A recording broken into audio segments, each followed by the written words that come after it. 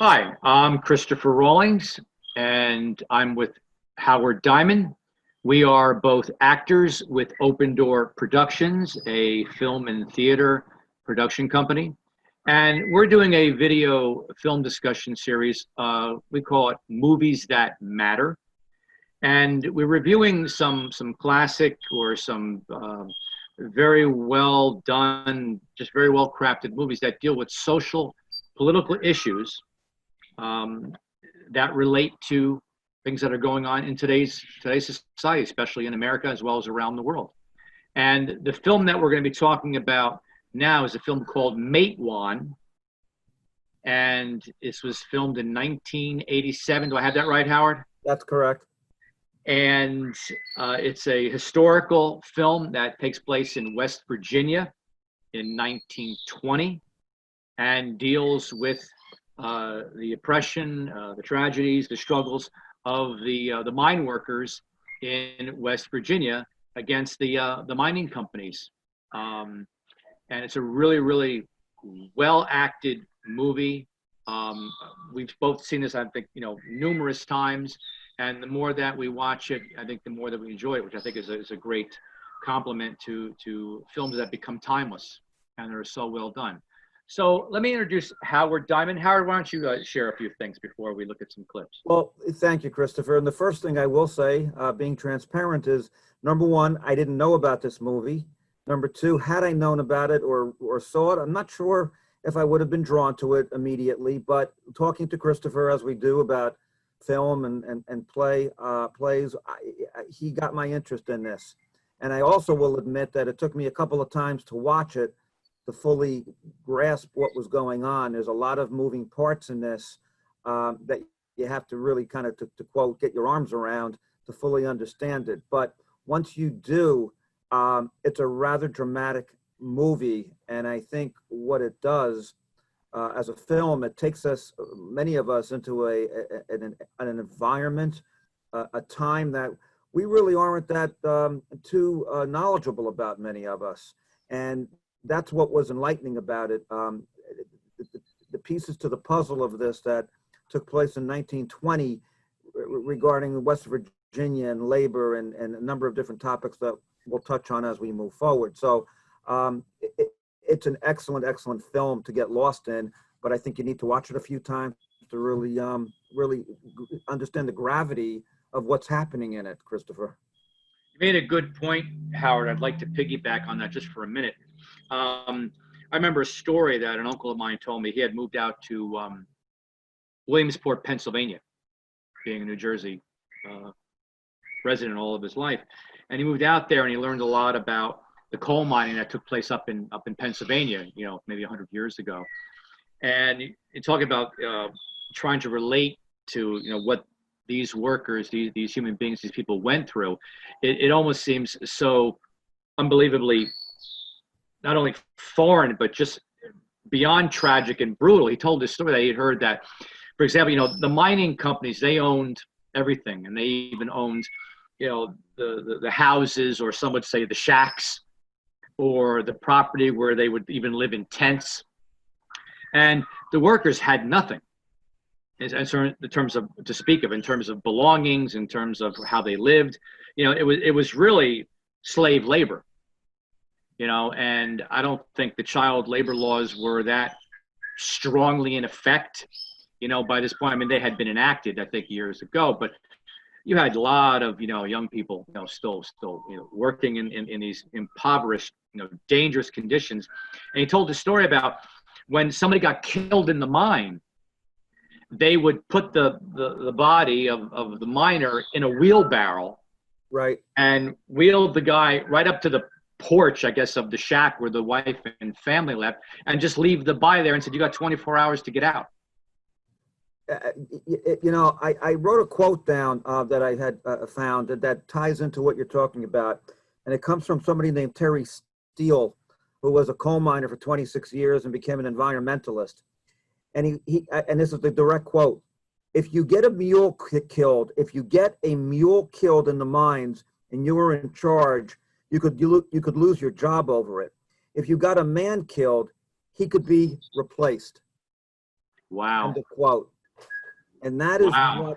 what the impact of what this movie shows. The other thing about the children, everyone contributed. They lived under deplorable conditions, as we saw in this movie, and everyone in the household had a role to play, no matter how young they were. And Yeah. Yeah. and the sad part was they never were able to escape. It seems that Yeah. world that they lived in there. Yeah. Yeah. Yeah. And and as you're talking out, I was reminded of how the conditions even worsened. Like in the beginning, they referenced this in the movie, on a clip I think we're going to see. They used to have homes, but then the homes got bought out, and the families, the miners, they were given money, but then they had to still work, in the mines, and then they got evicted from their homes. Then they were living in tents, or even shanty towns or shacks, and then they got evicted out of those. And they weren't even given money. They were given company script that Right. they had to buy product at inflated costs. Right. Everything in the film, and I don't believe that's in our scenes tonight, but their shovels, their equipment, everything had a price tag attached to it, Right. and they could only use company script for everything that they owned. So Right.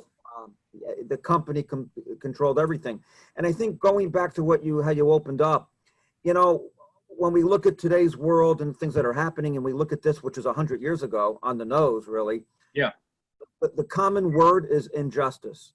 Mm. See injustice today, and we're seeing injustice in this film from 1920. Yeah.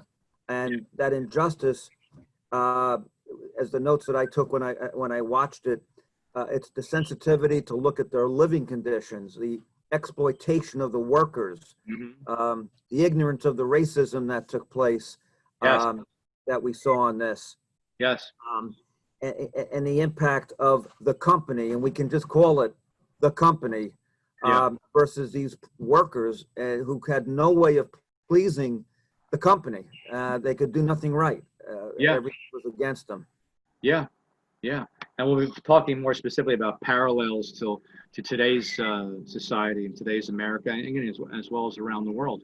I was thinking as you were talking that I think I saw a reminder even about like the Native American Indians, how they were eventually, conquered, taken control over, and then relegated to reservations, and the conditions there that were deplorable, and then their whole culture and their lifestyle and everything, their religion, everything just became decimated.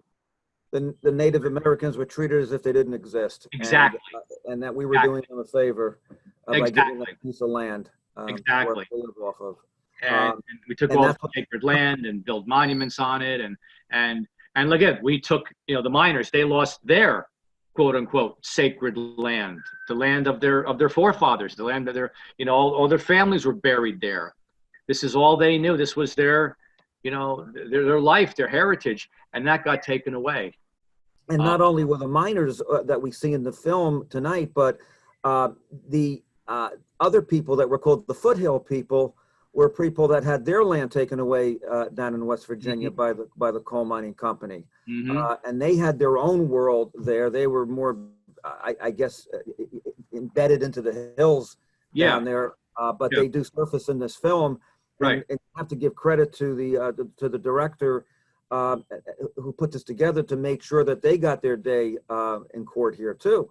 Yes. For a little good bit. Point. Good point. So they just were totally decimated, no matter which way you turn. Yeah. Very good point. Very, very good points, Howard. All right. So why don't we look at the first scene here? I think is a very, very expansive scene. This is a speech that the main character, Chris Carter, I think this was his film debut. Yes. And he did a wonderful job here, in my opinion. And he's talking about, the real importance and the crucial, I think, life or death imperative about having a union, because there's still doubts about that. There's still dissent. Why don't you talk a little about the scene before we play it, Howard?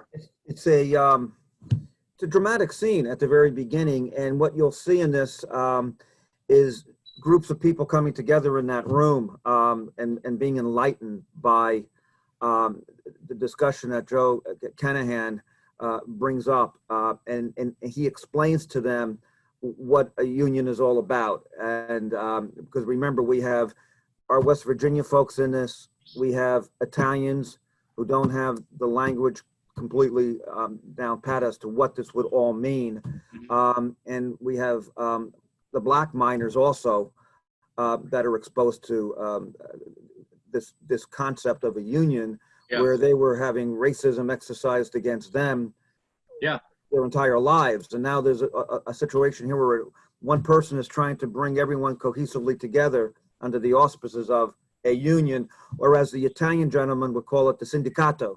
Yes, very true, very true, very powerful. They have these three powerful groups here, and what happens when they are forced to confront working together. Okay, great, thank you. Let's play this and see where we go. Thing we got to have is all these niggers and all these dagos that come in here to take our jobs thrown out of the mine. Mine's hell. They got them in our houses. They're sitting at our tables right now, and they're sleeping in our beds while we're out living under a piece of canvas at the back of the holler. I've been a union man my whole life. I know the story with these coal operators and their gun thugs. The only thing they understand is the bad end of a bullet. If we show them, we just as soon blow up their damn mines as see them work by a bunch of scabs, but then they gonna listen. Someone's coming. They tell us. We got someone.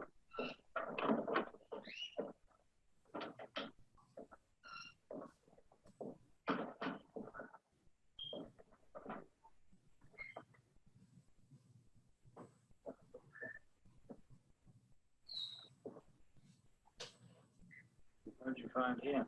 He come right up on the steps.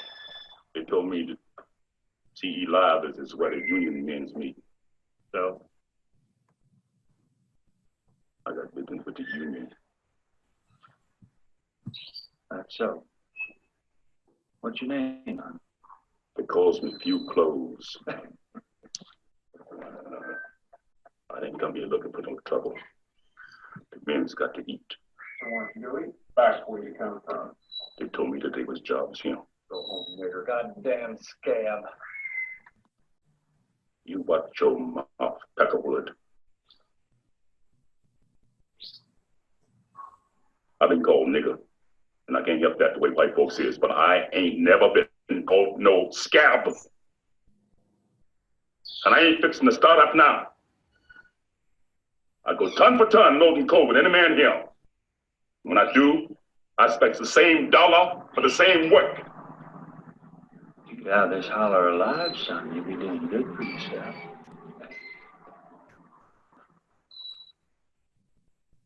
Union men, my ass.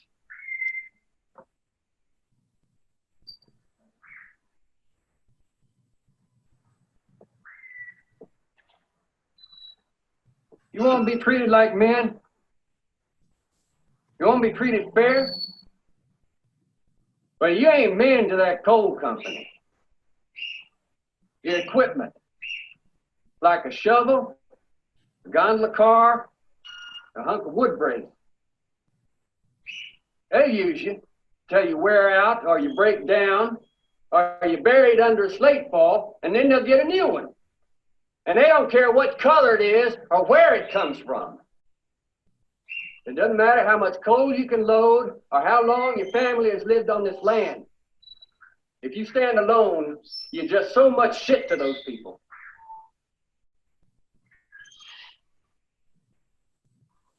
You think this man is your enemy? Huh?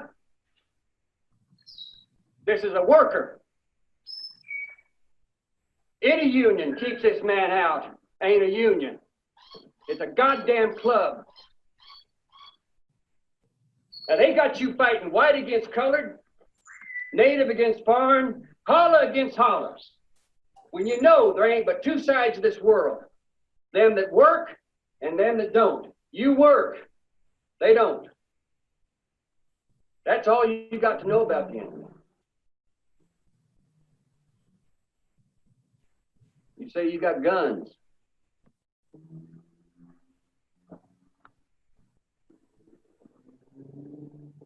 Well, I know that you all are brave men. And I know you could shoot it out with the company if you had to. But the coal company don't want this union. The state government don't want it. The federal government don't want it. And they're all of them just waiting for an excuse to come down and crush us to nothing. Fellas, we're in a hole full of coal gas here. The tiniest spark at the wrong time is going to be the end of us. But we got to pick away at this situation, slow and careful.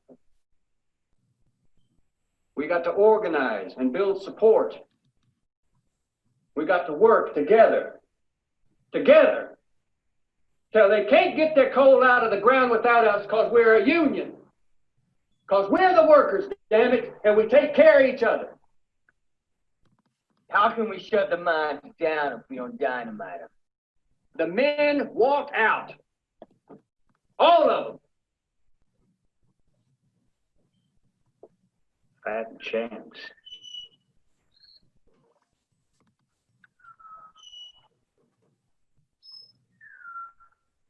Every man that walks out on his own steam, we take into the union.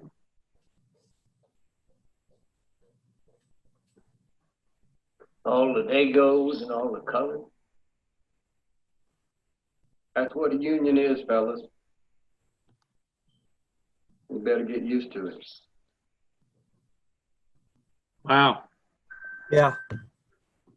Powerful, powerful scene. It is. And every time you watch it, you grab something else from listening to the words. Yes. I was going to ask you about that because I'm taking a note here also. I'm still taking notes. Yeah. I think the overriding word to describe this scene that we're looked at is dignity. This is about dignity. Yes. It's about proud people in this scene who are trying to make something work for themselves and for their families and you know, this is their occupation. This is what they do.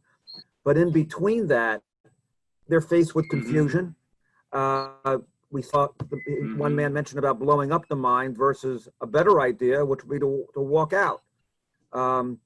We see a number of conflicting situations going on in this scene that we can both touch on, Christopher. You know, I'll flip it over to you on that. Yeah, thank you.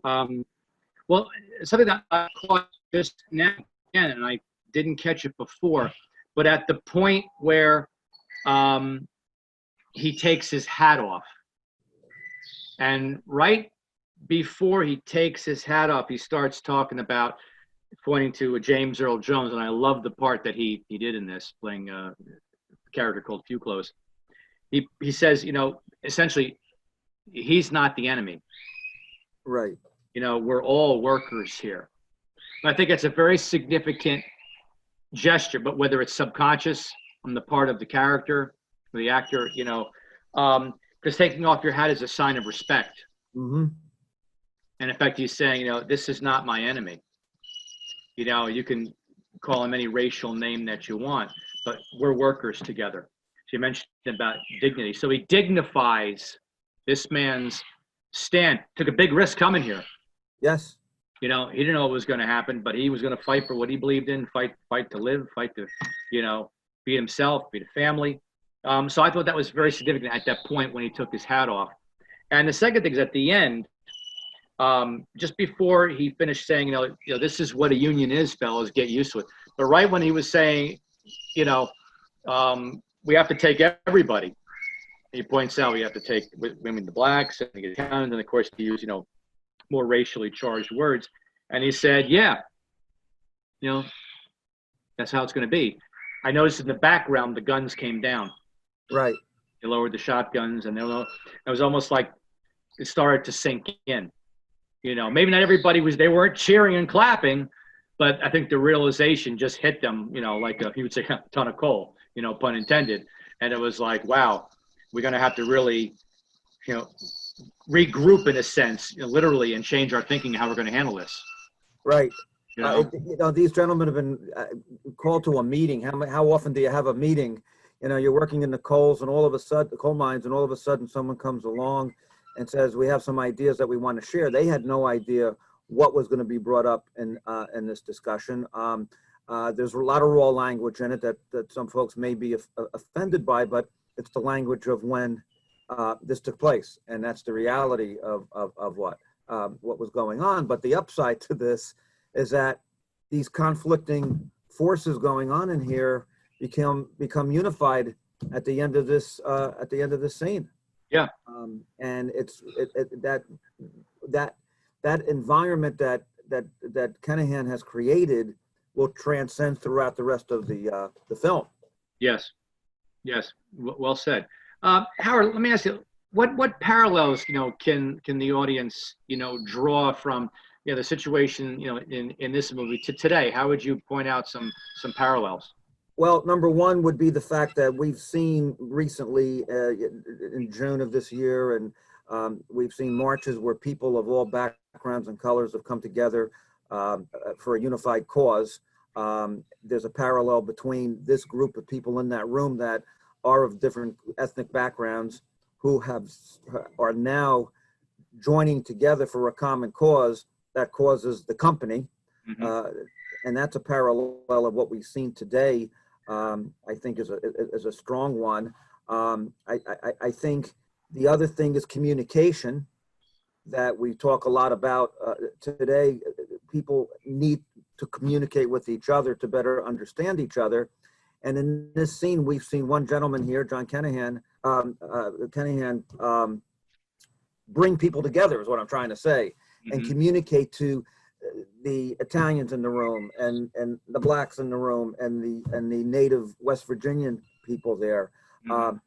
He's communicating to them how they can work together and to leave their differences aside. And that's what we're seeing today through a lot of activity today when we watch TV and we listen to people that are outside trying to unify people, trying to communicate. So that's another parallel, I think, between then and now. Yeah, very much so. I mean, of course, and the thing that is most recent, most prevalent is the racial protests, and I think it takes something that drastic for people to get together to protest, publicly, to be out there, in the open, registering their opinion or their protest, hopefully, more peacefully than with violence. But it takes people taking a stand to sacrifice in some ways their time, their energy, their money.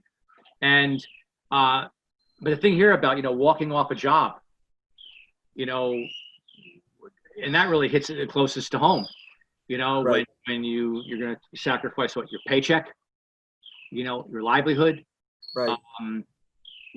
That's as close as you could probably get next to risking your life, and I'm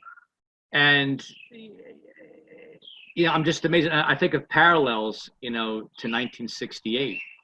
I was a young boy, when the riots and everything, especially in '68, and the Democratic Convention, which just started this week, actually, interestingly enough, Yes. but and the young people, especially, at that time, the college age kids, really getting up in arms. And of course there was tragic consequences with the violence and all that. But I was really focusing on the initiative and the amount of, the guts and really channeling all that anger about injustice, like the word you brought up. Right. And fighting for dignity and fighting for rights that were being, I think, trampled on. So I just, wonder, is it almost generational at times, or does it skip, a certain generation, or I don't know. I just was thinking about that. Or does it come in cycles, with the economy, sometimes, or with a certain, family generations. You know what I mean? You hear about World War II being, a great generation. But what did they come out of? They came out of the Depression. Right. So they were very accustomed to sacrifice. Growing up as children with, work was scarce. The parents probably, the dads didn't have a lot of work. They had to scrape by. And then out of that, they go into a world war. You Yeah. know, so it was just talk about so much pressure in a short amount of a period of 15 years. You figure 1930, 15 or 16 years, 29 to 45.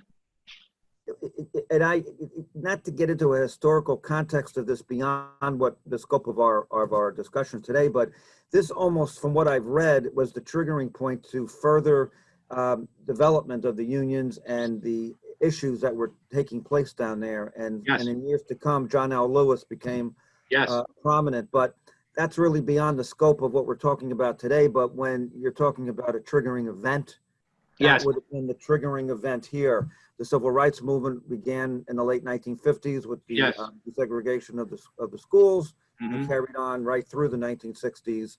And now, again, issues have surfaced that have created a need to re-explore solutions to Yeah. ongoing issues.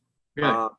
So this was a prominent time in commerce and in industry. What was going on down there? Yes. There were hardworking people that were being exploited and not being treated well, Yep. and on top of it, literally having their land taken away and their ability to sustain their own lives. Yes. Yeah. Yes.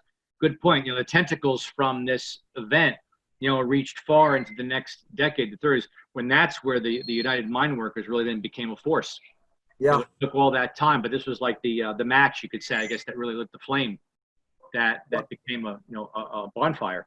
Right. Well, he said a hole full of coal gas right now. Yeah. When it was his line to show how volatile this situation was. But Yeah. again, the scene shows something even today. There are people in our world that just don't get it, and they don't understand it until someone really spells it out. Yeah. However they do that. And in this Yeah. scene, some of these gentlemen in that room, they didn't get it. They just didn't understand what was going on until he really hit him in the head with a shovel in this scene. That's true. Very true. I mean, ignorance is so deeply embedded, it is so entrenched as it is taught, from family generation for generation. And it's almost like the person was saying, you're going to walk out of here and fly, flap your arms, you're going to fly like a bird, so what, I mean, maybe that's a bad analogy, but something that's unthinkable, that never going to happen. It's an impossibility. It's stupid to even suggest it, but lo and behold, look what happens, But I'll tell you, this is a very refreshing scene to watch. When it's over, you really get a good feeling about it. Yes. What Yeah. has taken place in that and there. Well said, Howard. So let's segue to another scene, again, talking about, I guess you could say this is a union in action.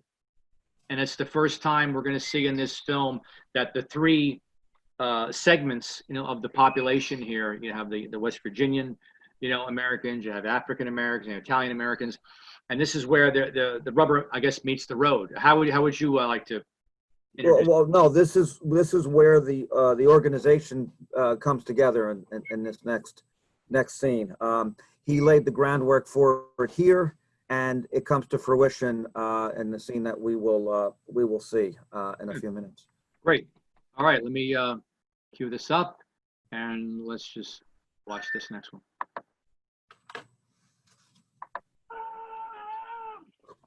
Shut him up!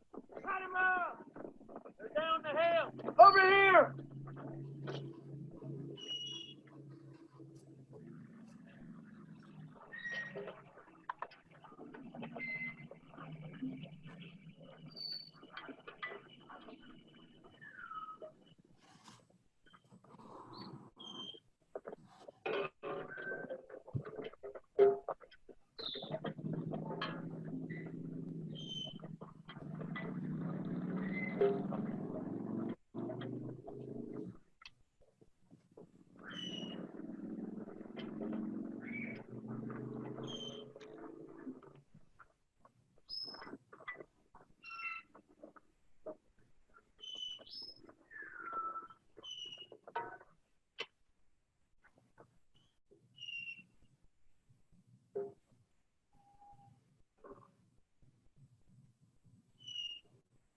Now, fellas, put that lanterns out.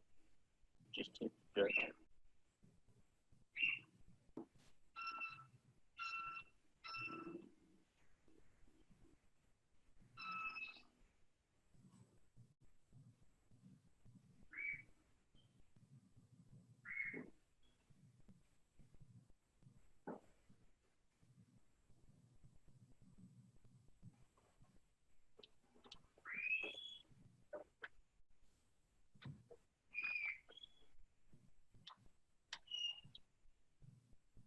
think this belongs to you.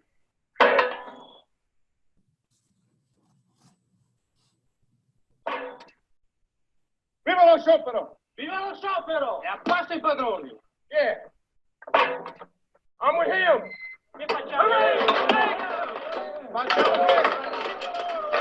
All you union men, let's welcome our new brothers. Now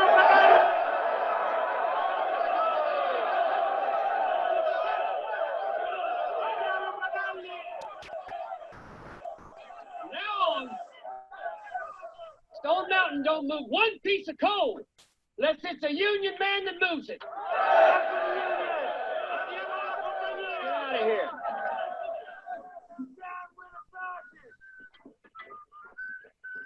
Bandera rossa, bandera rossa, ogni popolo alla risposta, bandera rossa, ogni popolo alla risposta, bandera rossa,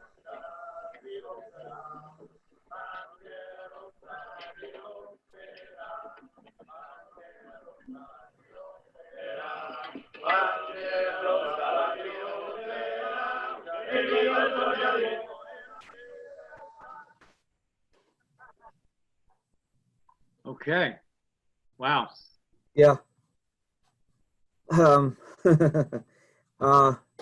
Three words, very important in this scene. I'm with him. Yeah. Yeah. That's right. That's right. I didn't catch the first line of dialogue, what the guy said. Did you have that better? You just said you made a brief comment. At the very beginning, again, I'd have to go back and listen to it again. Okay. Are you talking about Joe Kenahan? No, one of the other guys had said something. I guess he was given an instruction about something. I forget what it was, but anyway.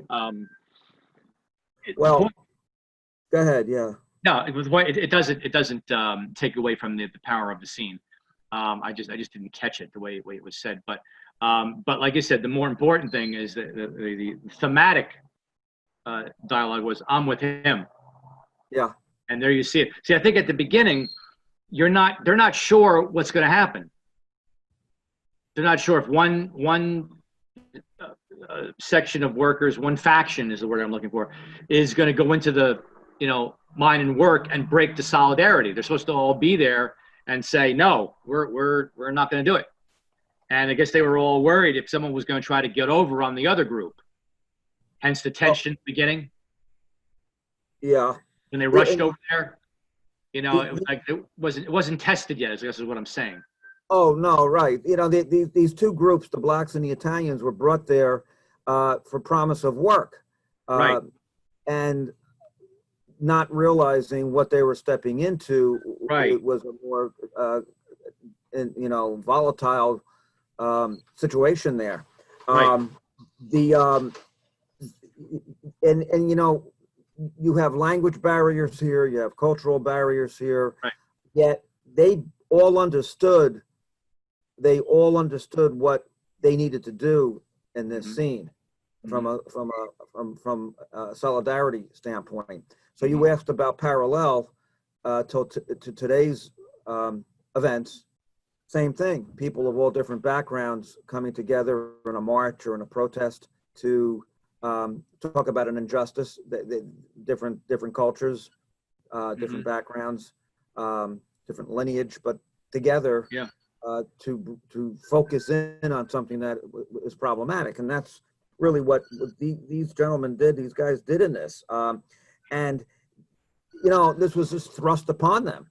Like I said, they were brought to there for hopes of bettering themselves, earning some money, and all of a sudden, they're right in the middle of this. But they understood it, and they came together in the scene. Yeah. And it's great when he says, "I think this belongs to you, few clothes," and he dropped it there.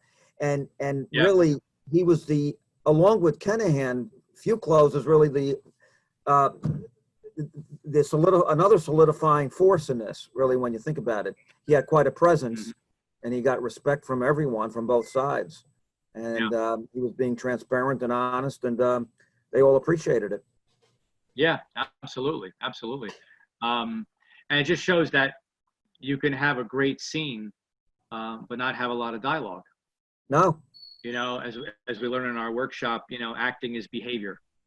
You know, it's primarily the behavior, and the words, sure, are important, but it's the behavior that really carries, you know, the scene and expressing the emotions and you know how they live just in the moment, you know, in this situation. Right.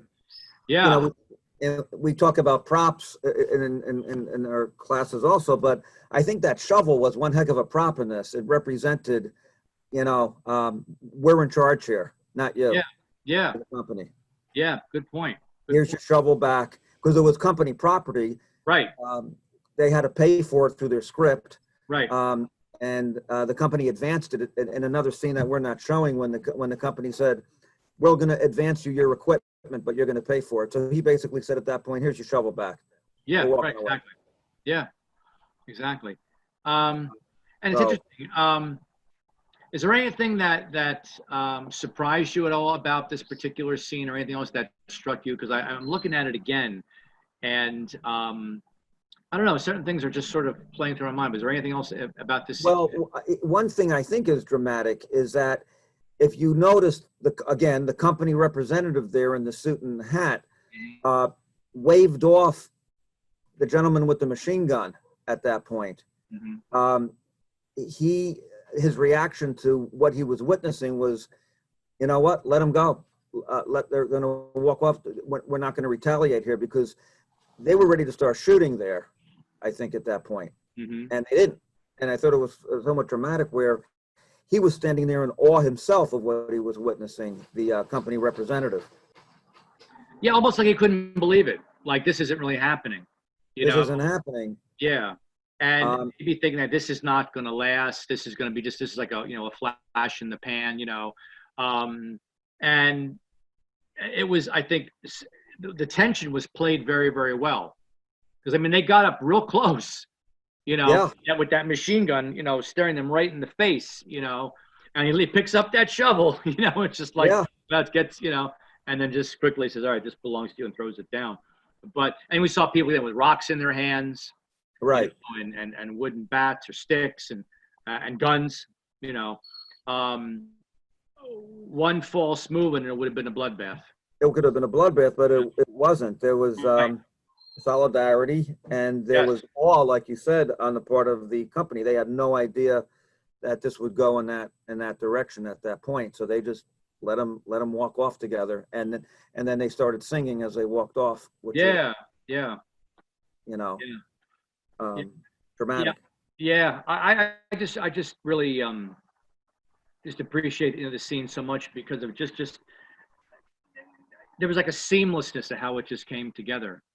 You know, there was that standoff, and then finally it just takes, you know, unfortunately, one person to take that first step, and what a brave step that was, taken by, you know, the African American, you know, miner, and at this point. Right. Which I'm sure, you know, had that power even of itself, because he wasn't from that area. No. You know, that was not his home ground, you know.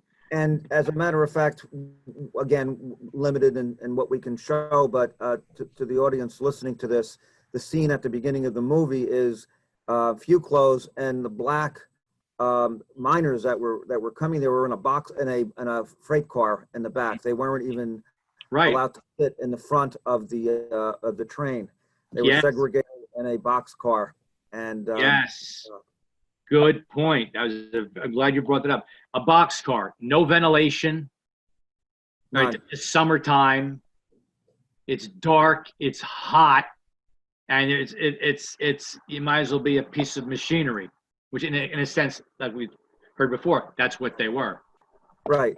You know, they were brought there under false pretenses to be scabs in this, and through few clothes, they didn't go that route. Yeah, absolutely. All right, we've gone through two of the larger scenes. Why don't we take a pause at this moment, and then we will prepare for our next segment. So let me just take a stop here. We appreciate that you're taking the time to watch this and listen with us, on this Movies That Matter. And I want to take a short Intermission. intermission. Absolutely. Hi, this is Christopher Rawlings, and I'm with Howard Diamond, and we are actors with Open Door Productions, a film and theater company in New Jersey.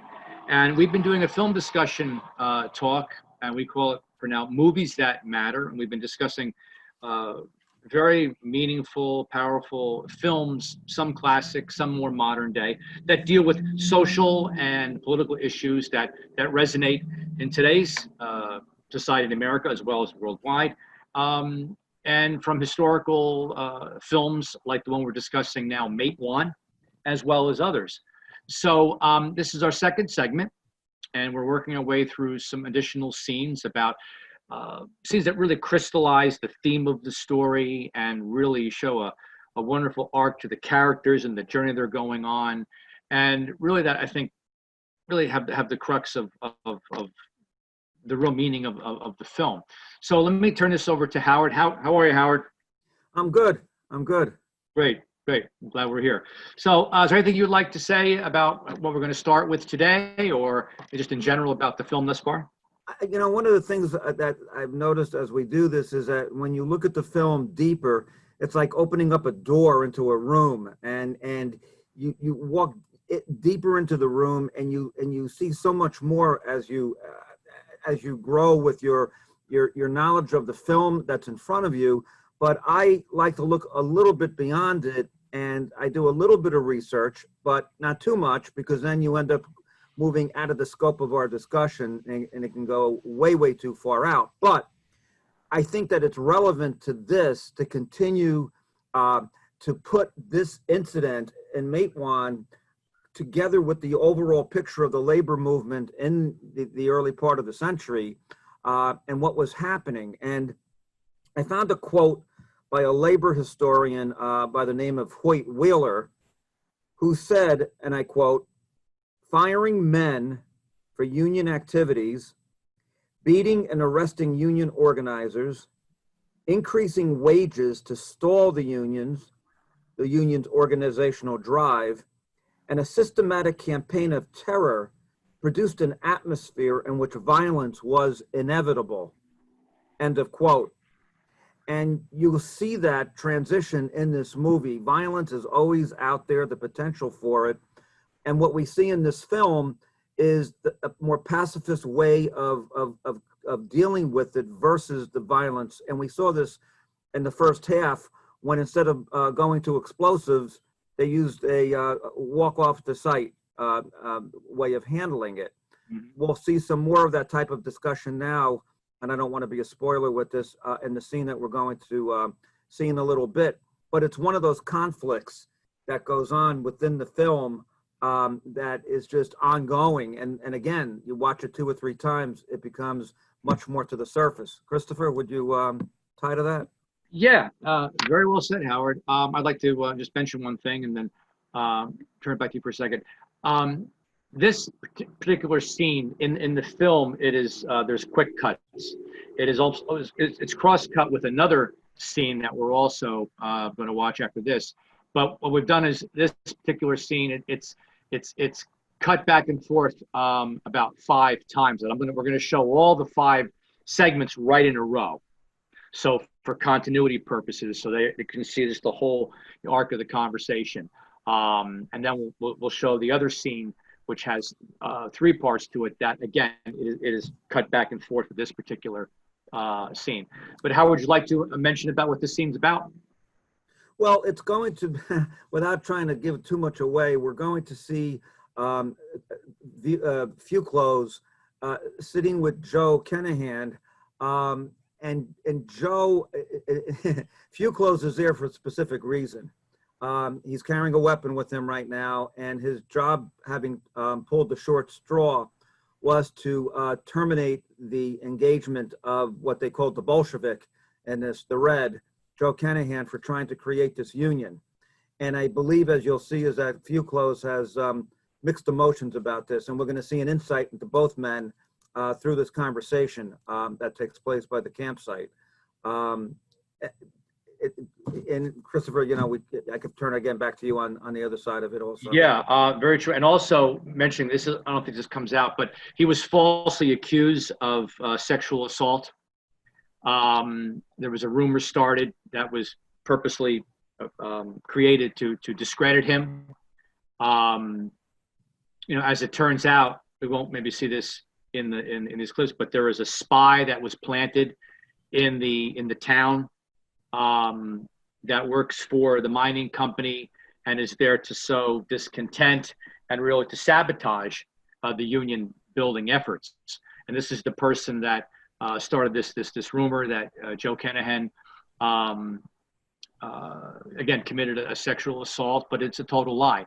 So again, with him trying to create this union and being a very charismatic man, a very authentic, believable person, the mining company's doing everything they can to sabotage not only his efforts, by calling him a red, calling him a communist, you know, accusing him of sexual assault, and accusing him, you know, again, sowing you know, discord by trying to organize a labor union. So there's a lot of stacked up against him. But here's the scene now again where, like you said, the men were all in a room previously, and they all had to draw straws.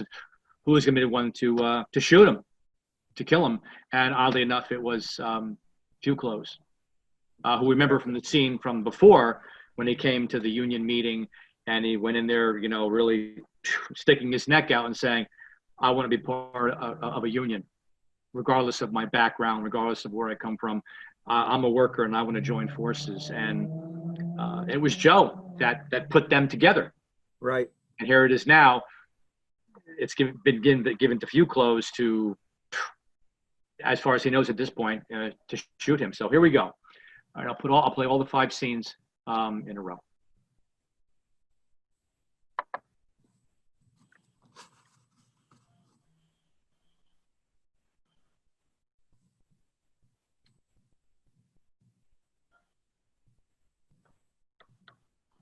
What's the story? Duty heard the ball. I'm gonna have to good night. I'm supposed to speak by you. Yeah, shit detail again. Huh?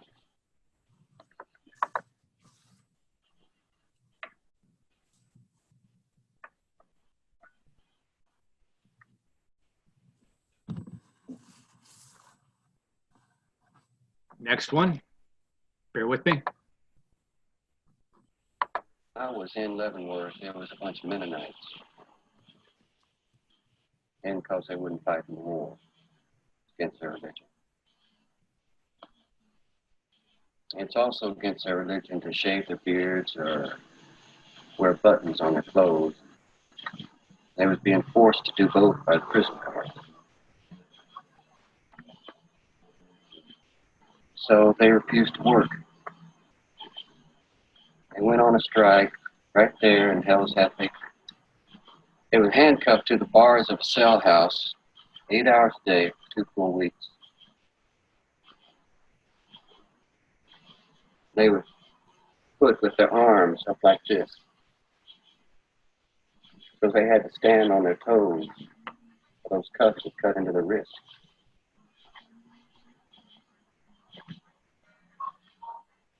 There can't nobody stay on their toes 8 hours. So pretty soon their fingers would start to swell up. They turn blue, and then they'd crack open. Blood would run down their arms. 8 hours a day, day after day. And still they didn't work. Still they tore the buttons off the uniforms every time they were sewed back on. They tore them with their teeth. Their hands wouldn't close no more.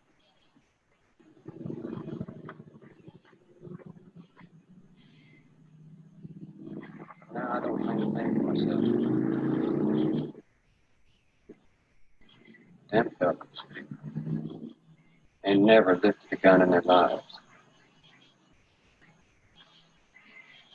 You couldn't find any braver than them.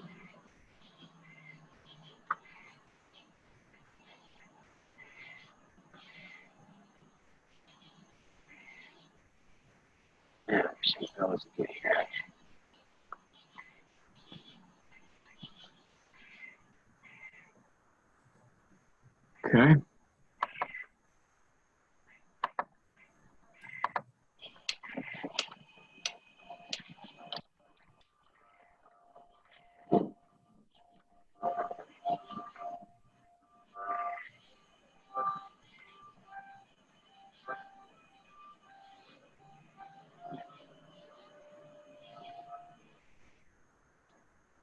Okay.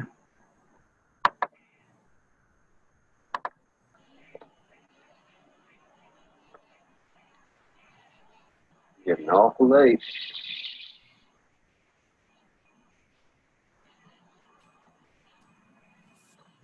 So, No, yeah. some in the morning. Maybe it's better.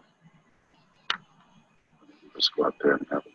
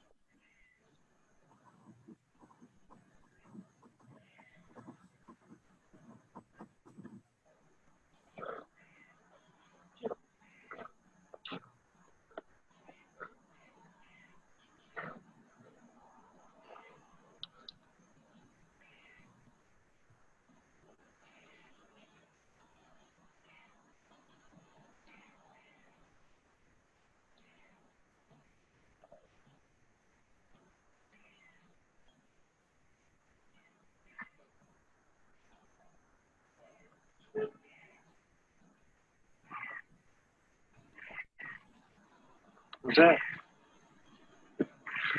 Yes. Get it. Meet me, call off. Well, better get back to camp, huh? Wait a minute.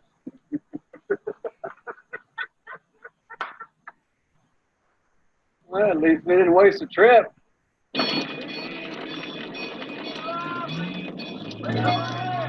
Don't worry, it won't spread. Sticking inside? No such luck.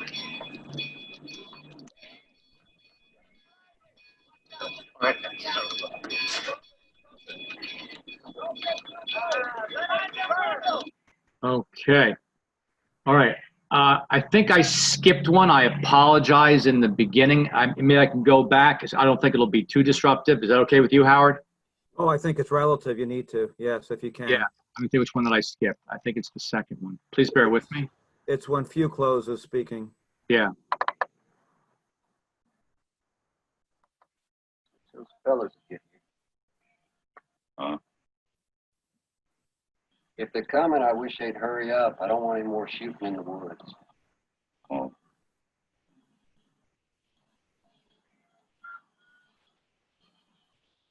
You ever use one of those?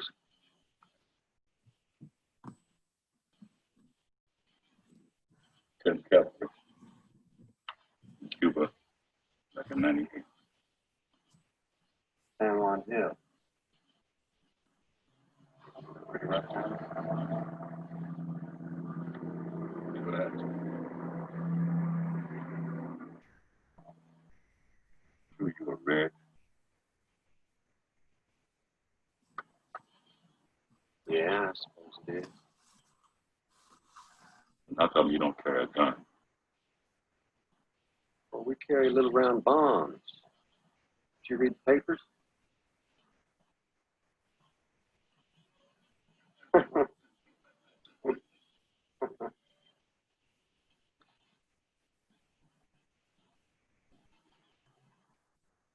Okay, there's the one.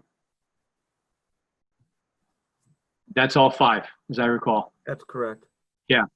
And And it's amazing, again, just watching this here together with you, more things come to mind. But let me turn over to you. What about this scene as a whole? What would you like to mention? Again, we're seeing further character development in this, and what we're seeing with Few Clothes, and we saw it from the beginning. He's I don't know if this is the correct word, but a bastion of integrity, of loyalty, and of depth. And I'm sure as a black man in this country at that time, he knew what trouble was. He knew what adversity was. He experienced it on the train ride to this town in a boxcar with the others. And there's scenes that we're not showing that you would see when you watch the movie, but you can see some of the violence that took place when they got off the boxcar. Yeah. I don't believe that he wants to carry out this deed. Mhm. There's a connection that has developed between Joe and himself. There's a respect that they have for each other that Canahan saw when Joe walked into the room, when Few Clothes walked into the room that we saw earlier. There's a bond between them. But whether it was because of fear or because he was loyal to what he needed to do, Few Clothes was prepared to carry out this this execution. Yeah. But what we see, I think, from my end of it, is we understand more about the pacifist background of Joe. Again, there's conflict in this scene, just like through every other scene that we've seen. We have a man with a gun that is expected to use it, and Joe, who has never used a weapon, and speaks a lot about what the Mennonites had gone through at Leavenworth. So there's conflict, and when you watch this, quite honestly, like any film, you have no idea where this is going. This scene, there's nothing to indicate that this isn't going to be carried out at this point, and you kind of wonder where the film's going to go at that point if Joe is removed from this, and you are on the edge of your seat when you're watching this for the first time. Yeah, absolutely. The tension is so palpable. It's really so well done. Again, just to piggyback on what you said a little bit, but the rapport between these two guys, these two characters, is so rich. You know, there's such a connection, you know, between them. Like you said, there's a respect. There's something that resonates each of them, you know, for what they've been through. You know, they're comrades very quickly, and you know, they've just met. You know, just obviously just so recently, but you know, being brought together in this struggle. And as often sometimes, you know, people from different backgrounds, people that you wouldn't rub shoulders in daily life, when you're thrust in a crisis, you know, that's urgent like this, and sometimes just because of circumstance, we wouldn't ordinarily meet. It has such a unifying effect, you know, upon the human spirit, you know, fighting together for a struggle that would benefit everybody in this case. But personally, I think that there's just something about these two guys that they click. And there is that real, you know, it's just a warm rapport. And I just love just watching James Earl Jones. You know, I'm so much like him as an actor in particular, but where he starts from the beginning, he's glum, he's solemn, he's trying to, you know, he's obviously ruminating what he has to do, and he's still engaging in conversation. You know, there's still a part of him that just still draws him out, finds more out about, you know, Joe Canahan here. And I'm particularly drawn to the end part, where if you notice when he comes back after he's been told by one of the other miners that, you know, it called off that Joe is not, he's innocent. So forget about it. You know, that the quote unquote assassination is canceled. And he goes back and he's smiling and he just starts to laugh and he turns his hat sideways. Right. And I think that's a very telling gesture. What do you think that's about? The weight of the world was lifted off of his shoulders at that time, and he went from a very stoic, serious individual to a kid. He was a kid at that time. Yes. It was like the last day of school in June is what it was like. Bravo. Yes. I like how you said that. Yes. He got silly. He got giddy. He didn't know what to do. You know, he's laughing and he pats him on the shoulder. His hat is turned sideways. That's great. He was like a kid that was leaving school for the summer vacation. So great. So good. Canahan had no idea what was happening in his either naivety or his faith in what was going on in the town, that he could have not known what was about to happen at that point. He didn't know but, how close he was. Yeah. But I think in watching James Earl Jones, like you said, in other films, I remember him in Field of Dreams, where he played, the advisor, the strength, if you recall, in that movie, similar to this. He just carries himself in that manner, and he demands that type of respect. But this is a well-written scene, and it's calculated. Really, when you look at it, there's beats to it. When he talks about San Juan Hill, and he talks about his experience in Leavenworth. This is carefully measured, this scene, to get the most impact out of it. Absolutely. And they took it right to the moment where, a few close, he had the gun and he was, cocking it and getting it ready. And he just looks over his shoulder. He was just at that point. And that miner who just, ran his ass off, to get there in time in the dark, up a mountain, and just got there in time. And what a great scene. Okay. So, it's okay with you. Why don't we go to the second scene that this is intercut with, and why don't you mention about what this next scene is with well, Danny, we're going to see young Danny, who's a lay preacher, whose character is not really developed in the short time that we have with each other through this presentation, but he's a vocal young man who sees the wrongs that are being done in the community, and he is prepared to do his sermon tonight to send a very specific message to some of the parishioners that are in the church. And he does a fantastic job of illustrating what has happened biblically versus what he is seeing going on in the town. And he makes a significant contribution to save Joe in this. And whether you have a religious background or not, it's easy to follow the sermon in this and the emotions that are taking place from the parishioners and the reactions. You just have to study the faces of those that know what's happening here. And I don't want to give any more away so you can see it. Sure. Yeah. Thank you. Yeah. It's another very good, action, emotionally, tense scene. So here we go.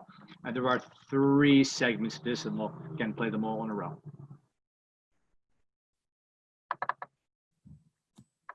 I want to tell you tonight about the blackness in the heart of man. I'm going to warn you about the many and devious ways in which Satan will hide from you the truth of who your real friends are. I'm going to do it with a story from the patriarchs. Now, we all know about Joseph and how out of all Jacob's 12 children, he was the smartest and the smoothest. And how his brothers got so jealous, they pulled off his coat of many colors and whooped on him and left him out to be sold into slavery. But Joseph was not your ordinary fellow. Even for biblical times, he had a special way with him. A way of looking at the grand scheme of things. So when this fellow Potiphar bought him for a slave, Joseph just smiled and vowed he was going to be a good one, making the best of a bad situation. He put his heart to his work and was honest and friendly in his dealings. And before you knew it, he was just about running Potiphar's households and fields and all his businesses for him. The only trouble was Potiphar's wife. Now, she was what you might call a loose woman. Okay.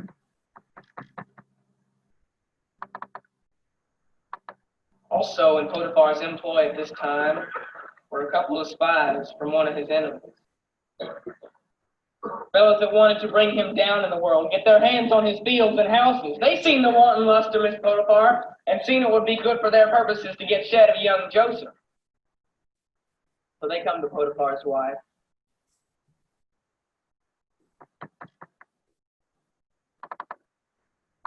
She called Joseph in and she asked him one more time, "Joseph, will you lie with me?" And he said, "No, ma'am, I won't." And she sets up a ruckus and grabs hold of his garment he's wearing and rends it in two before he can get clear. Potiphar runs in then with his guards, and she's a-bawling her eyes out and shaking like a leaf. "You're serving Joseph," she says. "He come in here and tried to make me lie with him. Only when I called out, he fled, leaving this here garment as evidence. And not only that," she says, "he's been spying and plotting against you with your enemies. He means to take over here and have you killed." Potiphar had no reason to misbelieve his wife. Joseph was a slave and a foreigner.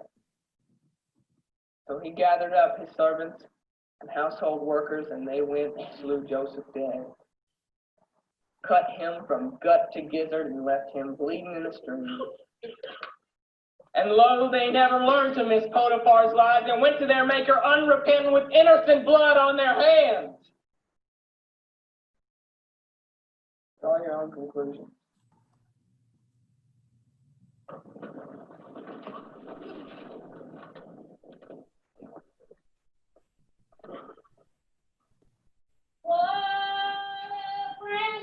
Have in Jesus, all our sins and grief to bear. What a privilege to carry. All right. So Wow. I think, Christopher, you'll do a little bit better job of me going into the weeds on this, but let me just set it up and then I'll flip it over to you that, Sure. because our audience may not know the characters. The gentleman at the door is C.E. Lively, who is the spy in this film, and he's the one that's been implanted there. He's observing everything from the door. The two well-dressed gentlemen in the back, who appear to be are rather inebriated at this point after having a lot of drink at dinner, where they're staying at actually the preacher's mom's home in her inn. They are the two enforcers, for sake of the way you're putting it, Yeah. that were Yeah. sent by Baldwin Felts to bring the hammer down on the town. And at one scene in there, one cut, he takes his pocket watch out because he's trying to get his arms around something else that should be happening at that moment, which involves Kenahan. Right. And this is Danny. This is the young preacher that we were talking about, who Right. composed this sermon himself. And I think, Christopher, you may want to take it from there. And Sure. Thank you. Again, since these were intercut, there's something I want to tag onto. In the last scene that we saw, the part where Joe escaped being shot, there was the restaurant that was on fire. And that was Lively's restaurant. He owned a restaurant in town, and that's obviously where they had all the meetings and things. So when they discovered that he was the spy, which was kind of after this, but again, since they were intercut in that way, they burned his restaurant down, and he fled, and eventually did escape by swimming across the river at night. But that's part of that story.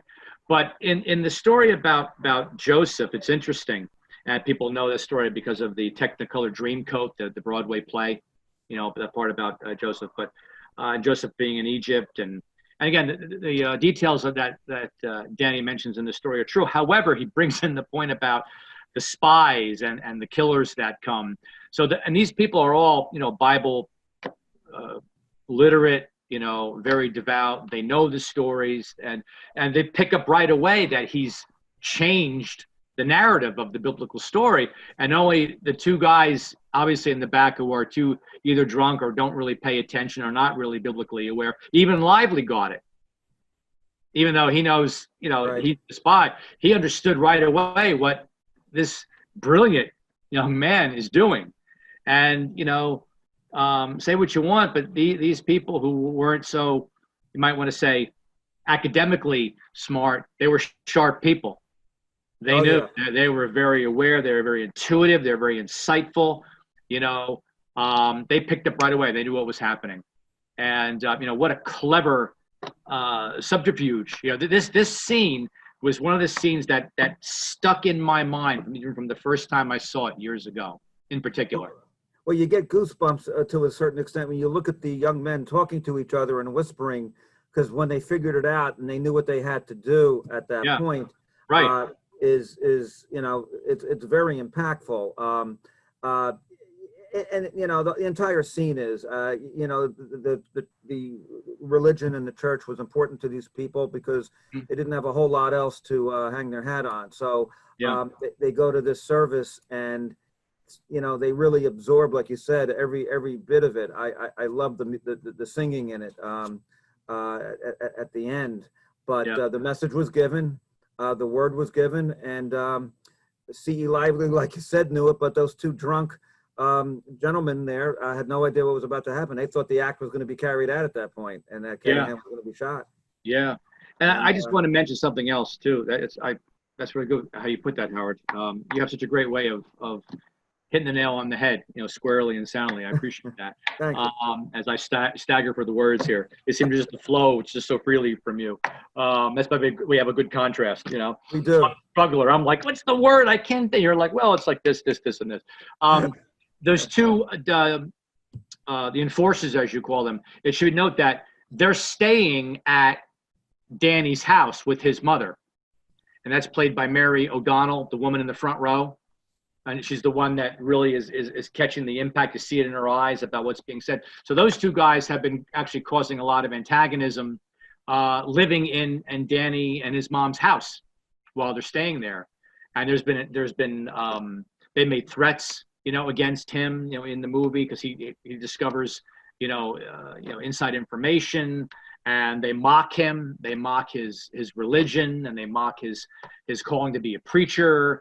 And they've made sly innuendos toward his mother, and it's just there's that backstory to all this going into it.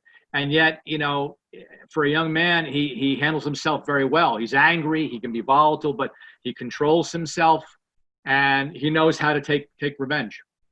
And what we didn't see was that the impact of the company. That's her house, but when these two, I call them gentlemen for sake of being nice Right. about it, but when these two gentlemen come into town, they're looking for a room, and actually Joe Kenahan was staying in the only room available Yes. in the house, and he offered to give up his room to go stay at the hotel, which was nowhere near as nice. But one of those two guys said that this is reportable to the company, that she was apprehensive in giving them a room. So once again, Danny's mom was standing there thinking, okay, well, what are they going to do to me now? The company controls the house. It's my house, but it was expected that they would get a room. And it was only because Joe stepped aside that they were able to get a room. But constant confrontations between Danny and these two individuals that were there to enforce the rule of the company. Yeah. And did we bring out that Danny is in fact the narrator of this story in a way? No, I don't think we did actually. Okay. Which does come out more toward the end, in hindsight. But yeah, and as you come to find out, Danny, he lives his life out, with his people here, as a West Virginia miner and preacher. And like you mentioned last time, this was a catalyst that it took another 10 years into the 1930s and next decade for the labor union to become a real vital force in America. So this was like the match, as you said, thrown in, and started the fire. So when you watch this movie and you really do spend some time with it, like Christopher and I have, you almost are sitting in that church with them in that scene. There's scenes throughout the movie that you feel that you're actually part of because you become actually one of the townspeople. As a viewer of this movie, you're really becoming part of the town. Yeah. Just again, the authentic acting. There's not a weak scene in the entire film, and I believe, and I think we can share that. It's just solid acting, good story, told simply but truthfully and fully. So then we have the last scene, which is between we call him Preacher Danny and Joe Kenahan. This is toward the end of the movie. So why don't we watch it and then we can talk about it, because I think it's pretty self-explanatory. You okay with that? Absolutely. All right, here we go.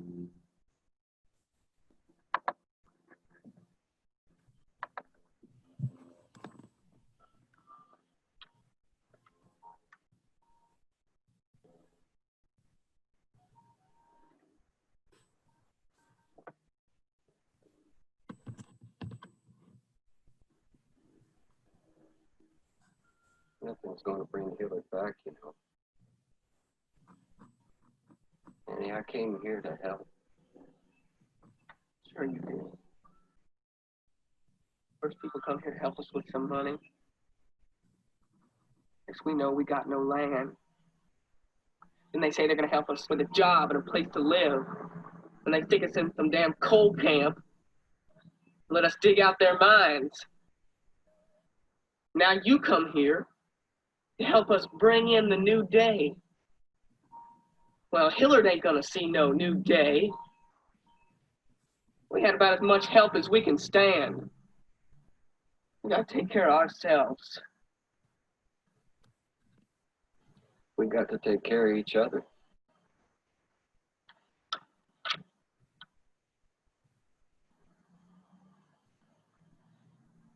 Okay.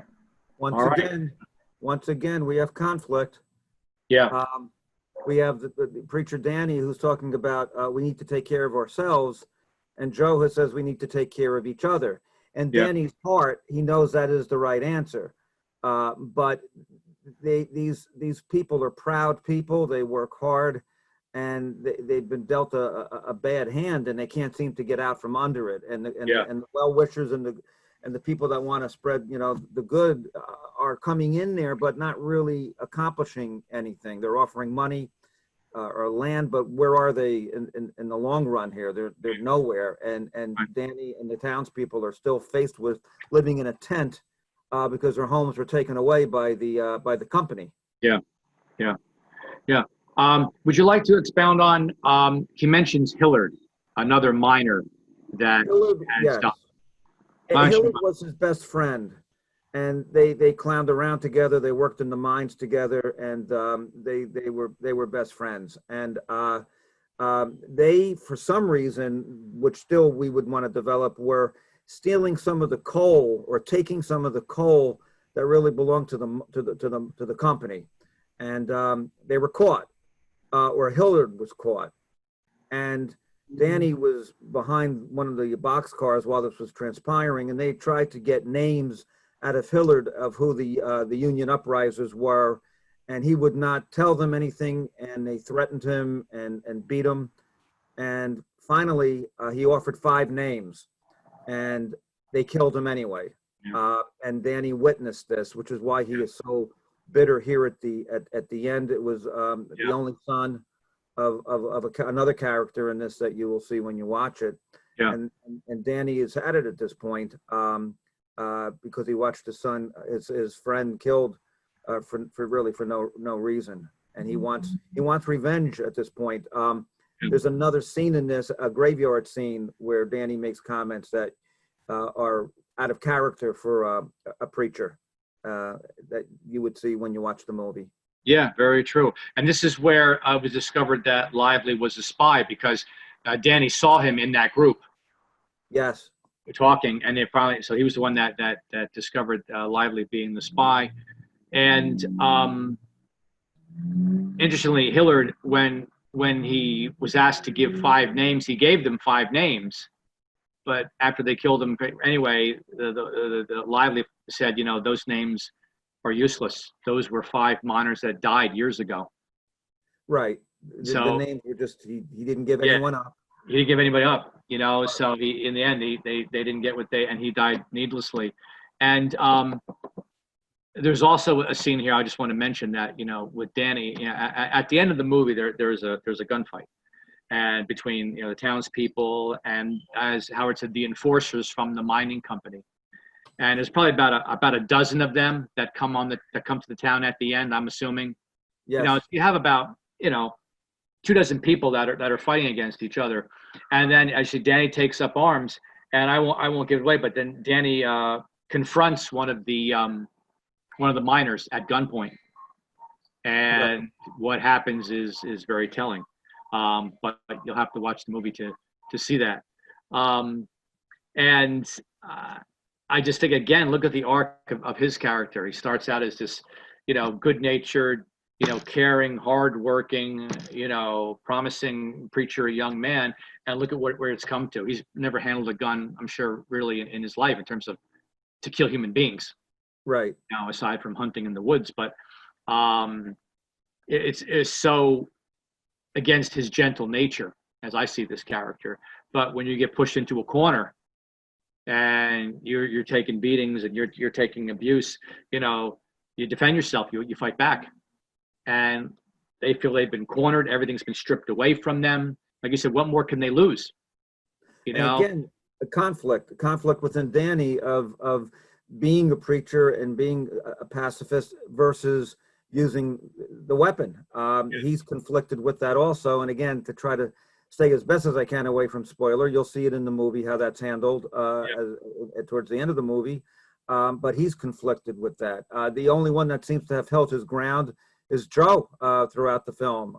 He did not waver on what he came to do and the way he, the way he felt. He did not crack under pressure. No, and he holds his views even when the gun battle ensues. And that's again something that you need to watch. So we took, I think, very meaningful scenes that that were pregnant with so much content that really gave a good bird's eye view in terms of the themes of the movie and where the characters go. There's a very dramatic, climactic ending that of course you need to see, and all the other dynamics of the characters within this.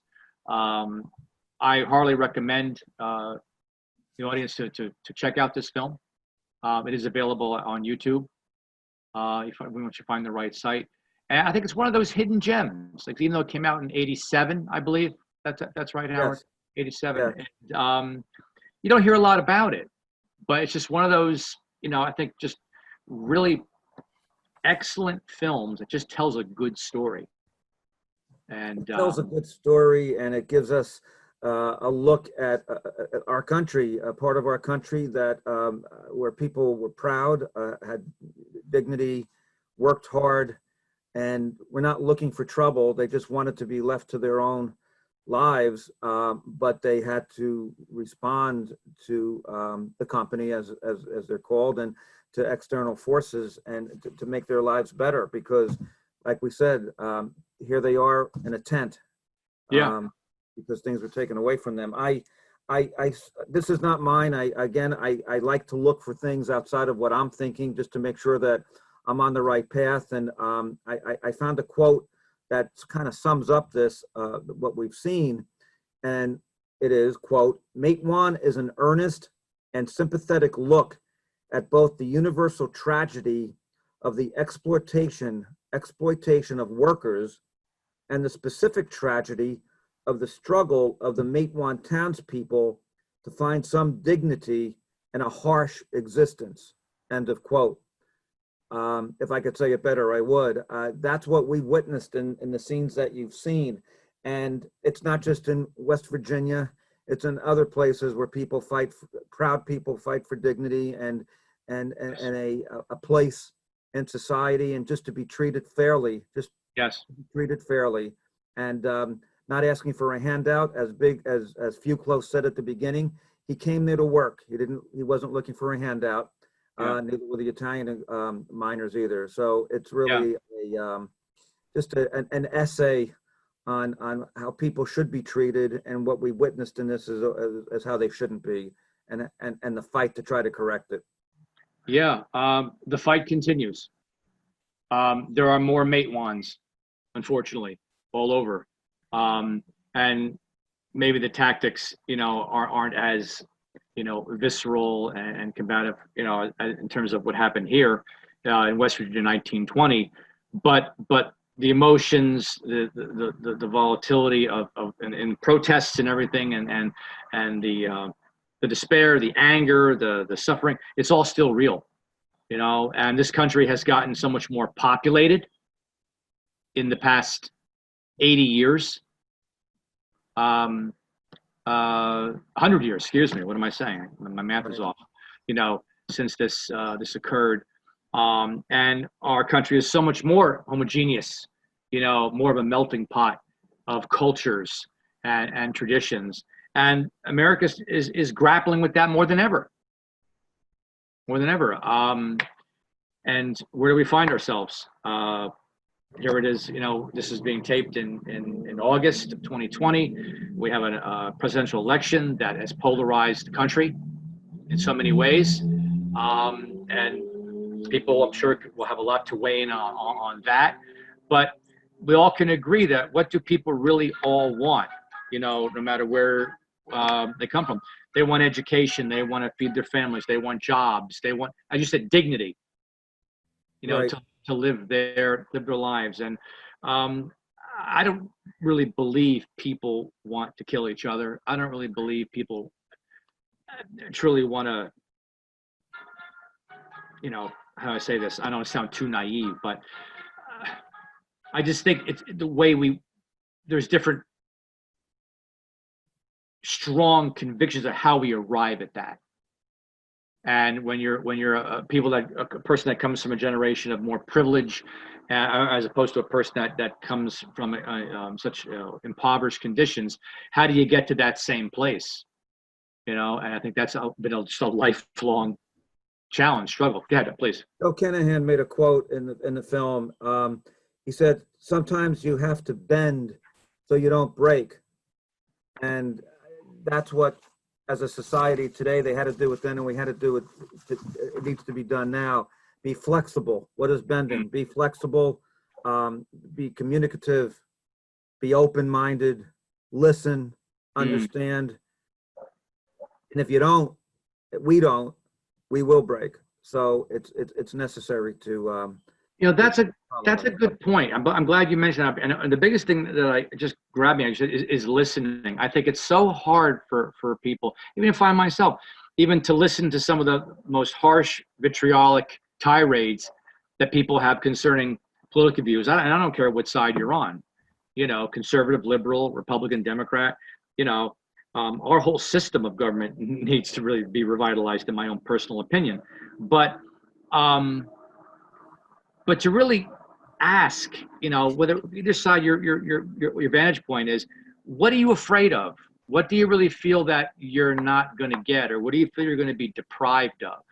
And I think whatever side you may be on, I think they just have a different perspective on what determines value. What is value, and or how is that determined, and who has more of that, who has less, and why? And is it too naive, but is there a way that we could hopefully come to where you can level the playing field and have people really listen and air their grievances without just cursing and name calling and vulgar accusations, and hear the other side and find what the common denominators are? I agree. Yeah, but again, I really take my hat off again to this, another great movie. Is there anything else that you'd like to add in closing about Matewan? No, I think we covered it. I would just urge you to try to watch it. It's available on YouTube, and just shut yourself down for an hour and a half and just watch it and listen to every word, and then you'll want to watch it again to pick up more. Exactly. Great. Thank you for joining us. Again, my name is Christopher Rawlings. My partner, Howard Diamond. Again, we're actors with Open Door Productions, a film and theater production company in New Jersey. And we hope to be bringing some more movies that matter your way in the near future. And thank you for joining us. Thank you.